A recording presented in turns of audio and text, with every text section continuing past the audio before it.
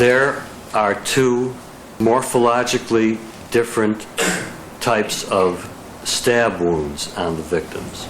Could two knives have produced the injuries on both of the victims? Yes. Is Dr. Golden sick? No, he's still working in the coroner's office. Can you tell us, as a doctor, as a scientist, and as the chief medical examiner of one of the largest counties in the United States, that within a reasonable degree of medical certainty, you will put your reputation on the line that one single-edged weapon was responsible for all the injuries to both victims in this case? I can't say that. 2 knives, 2 killers.